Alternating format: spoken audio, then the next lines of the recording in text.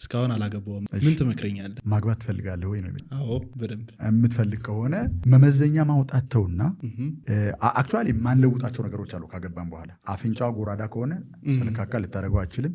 አይኗ ትንሽ ከሆነ አይኗን ትልቅ ልታደርገው አችልም። ፊዚካል ምርጫ ይኖርሃል።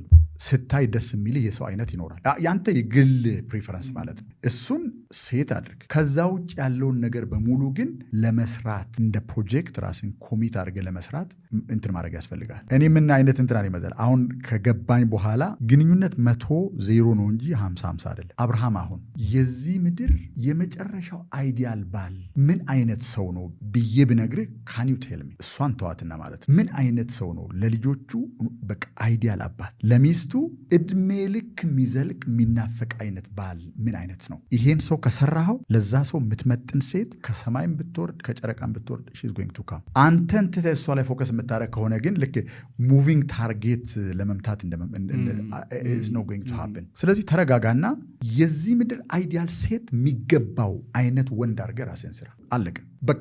ሴት የምታገባት ሴት የምታከብረው አይነት ባል፣ የምትወደው አይነት ባል፣ ኬር የምታደርግለት አይነት ባል ምን አይነት ነው? በቃ እሱ ነው መስራት ያለ። ቁጥጥር 100% ቁጥጥርም ያለ በዚህ ሰውዬ ላይ ነው። እሷ ትምጣና አንተን ትምረጥ።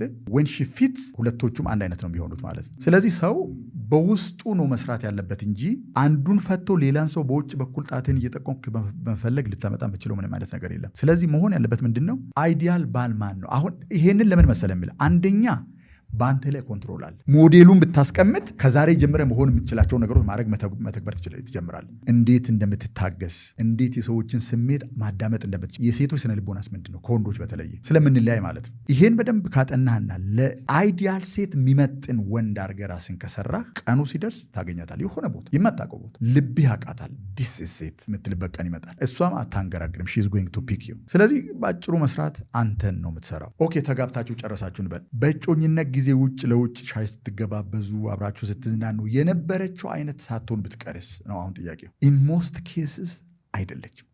እጮኛሞች በእናንተ እድሜ ያሉ እጮኛሞች ሲገናኙ ስክሪፕትድ ናቸው። ለብሶ የሚወጣው የሚቀመጥበት አንግል፣ በምን ድምፅ እንደሚያወራ ሁሉ ነገር ስክሪፕትድ ነው። እሷም እንደዛው ናት። ከዛ በኋላ ቀኑ ያልፍና አንድ ቤት ይገባሉ።